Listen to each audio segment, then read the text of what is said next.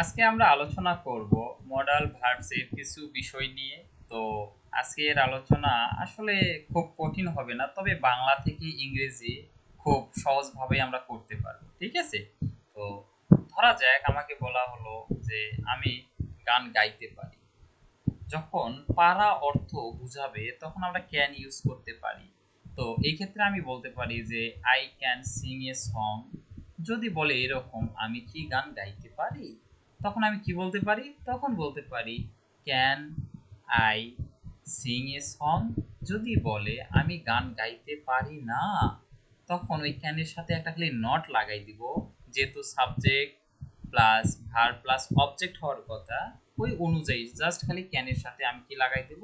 একটা নট লাগাই দেব। তাহলে I can't Singh a song. যদি বলে আমি নাচতে পারি, আই ক্যান ডান্স। যদি বলে আমি নাচতে পারি না, আই কান্ট ডান্স। যদি বলে আমি কি নাচতে পারি, তখন আমি বলবো ক্যান আই ডান্স।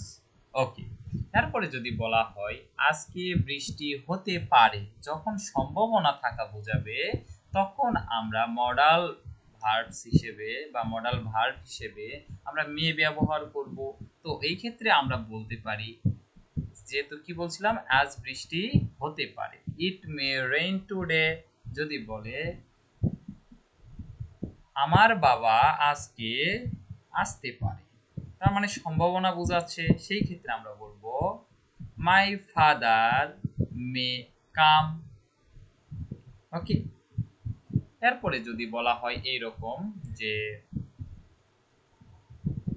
তোমার কাজটি করা উচিত, তখন কি বলবো? You should do the work.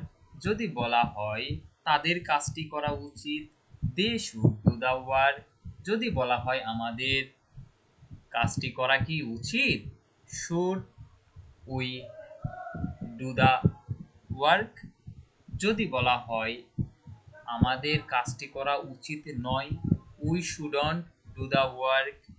যদি বলা হয় এরকম আমরা গান গাইতে পারছি, হ্যাঁ, যখন ক্যান এর মানে কন্টিনিউয়াস ফর্ম বোঝাবে, তখন আমরা কি করব?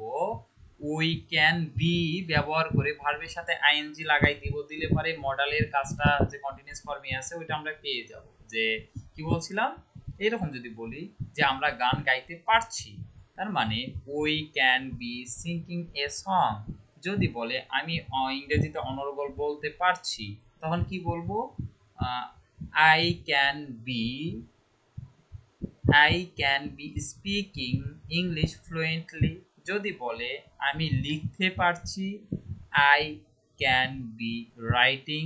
যদি বলে আমরা গল্পটি বলতে পারছি, we can be telling the story.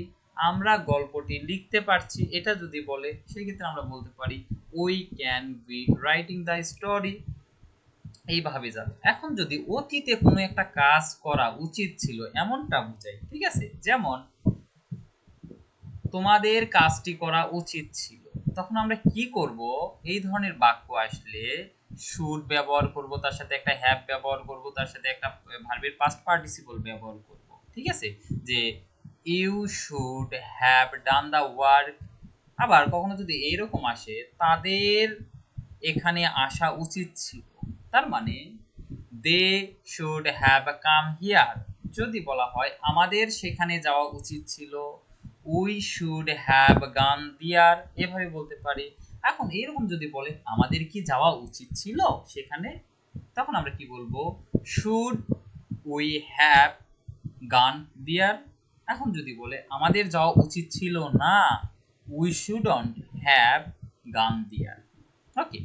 আবার কখনো যদি এইরকম আমরা বাক্য পাই যে বিশেষ করে আমাদের পিতামাতাকে মান্য করা উচিত, তখন আমরা কি করব? অট টু ব্যবহার করব। হ্যাঁ, শুড ব্যবহার না করে অট টু ব্যবহার করব, যে we ought to obey our parents. যদি বলা হয় আমাদের শিক্ষকদেরকে শ্রদ্ধা করা উচিত, তখন কি বলবো? We ought to respect our teachers. Okay. আবার কখনো যদি বাক্যটা তবুও ডট ডট বরং এই ধরনের আসে, যেমন ছেলেটি অনাহারে থাকবে তবুও ভিক্ষা করবে না, এই ধরনের যদি বাক্য থাকে তখন আমরা উড রেদার ব্যবহার করতে পারি, তারপরে একটা দেন ব্যবহার করতে পারি। যেমন দেনের পরে পুরোটাই হচ্ছে নেগেটিভ সেন্স ব্যবহার হবে, তার আগে পজিটিভ সেন্স ব্যবহার হবে। কি বলা হলো যে ছেলেটি অনাহারে থাকবে তবুও কি করবে না, ভিক্ষা করবে না। The boy would rather starve than beg.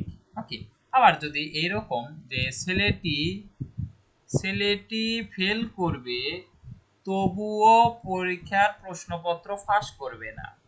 The boy would rather fail in the examination than leak out the question paper. তা ব্যবহার না করলেও হয়, leak out the question paper. Okay, তারপরে যদি এই ধরনের বলা হয় বাক্য যে আমি নদীটি পার হতে পেরেছিলাম, যে অতীতে আমার কোনো একটা সক্ষমতা সেই কাজটা আমি করতে পেরেছিলাম, সেই ক্ষেত্রে আমরা ওয়াজ টু অ্যাবল ব্যবহার করতে পারি। কি বললাম যে আমি নদীটি পার হতে পেরেছিলাম, তার মানে I was able to cross the river, এটা ব্যবহার করতে পারি। অথবা এই বাক্যটাকে আমি অন্যভাবেও করতে পারি ম্যানেজড টু দিয়ে। যেমন I managed to cross the river. আবার কখনো যদি আমরা বাংলা ভাষায় এইরকম বাক্য পাই যে যখন তখন দিয়ে কোনো একটা বাক্য গঠিত হয়েছে, যে তিনি যখন আমেরিকায় থাকতেন তখন অনর্গল ইংরেজি বলতে পারতেন, তাহলে আমরা যখন ইংরেজি করতে যাব তখন শুধুমাত্র ওই তখনের পরের যে বাক্যটুকু রয়েছে ওইটাকে আমরা সামনে বসাবো, ঠিক আছে, আর যখন দিয়ে যেটা শুরু হয়েছিল সেটা আমরা শেষে বসাবো। তাহলে কি হবে, যে হি অর শি যেটাই বলেন না কেন subject, he or she could speak English fluently when he was in America, এটা বলতে পারি। আবার কখনো যদি বাক্য এরকম থাকে ছেলেটি যখন স্কুলে পড়তো তখন নদীতে সাঁতার কাটতে পারত, তাহলে নদীতে সাঁতার কাটতে পারতো এটা তখনের পরের অংশ, তাহলে আমি ওটা আগে বসাই দিব যে the boy could swim in the river when he was A school student, এটা হবে। আবার কখনো যদি এরকম বাধ্যবাধকতা বোঝায় যে তোমরা অবশ্যই আগামীকাল আমার বাসায় আসবে, তার মানে এখানে আমরা মাস্ট ব্যবহার করব যে you must come to my, যদি আমাদের বলে তাহলে আওয়ার ব্যবহার করব, আর যদি বলে আমার বাড়ি আসবে তখন মাই ব্যবহার করব, যে you must come to my house. যদি বলা হয় তোমরা অবশ্যই কাজটি করবে, you must do the work. যদি বলে তোমরা অবশ্যই লিখবে, ইউ মাস্ট রাইট। যদি বলা হয় তোমরা অবশ্যই ঘুমাবে, ইউ মাস্ট স্লিপ, এভাবে বলতে পারে। আবার কখনো যদি বাক্য এরকম থাকে যে তোমরা আমাকে জানাতে পারতে, সেই ক্ষেত্রে আমরা কুড হ্যাভ প্লাস ভার্বের পাস্ট পার্টিসিপল বসাইতে পারি। যেমন you could have inform me, তোমরা আমাকে জানাতে পারতে, তোমরা লিখতে পারতে, ইউ কুড হ্যাভ রিটেন, এটা ব্যবহার করতে পারি। এই যে বাক্যগুলো, ঠিক আছে, যে আমরা ক্যান ব্যবহার করতে পারি, কুড ব্যবহার করতে পারি, মাস্ট, মে, তারপরে হচ্ছে মাস্ট, তা মাইট দিয়েও অনেক বাক্য হয়, ঠিক আছে। তারপরে হচ্ছে এইদিকে শুড হ্যাভ ভার্বের পাস্ট পার্টিসিপল, তারপরে হচ্ছে এইদিকে কুড হ্যাভ পাস্ট পার্টিসিপল, তারপরে যখন তখন দিয়ে শব্দগুলো বাক্য গঠিত হবে। তারপরে হচ্ছে এইদিকে তবুও, বরং, এই ধরনের শব্দ গুচ্ছ দিয়েও আবার একটা বাক্য তৈরি হবে। তাহলে খুব সহজেই আমরা কি করতে পারি, এই বিষয়গুলো সম্পর্কে আমরা বাংলা থেকে ইংরেজি করতে পারি, যেটা আমাদের ট্রান্সলেশনে খুব হেল্পফুল হবে বলে আমি মনে করি। তাহলে আজকে এই পর্যন্তই থাক, নমস্কার।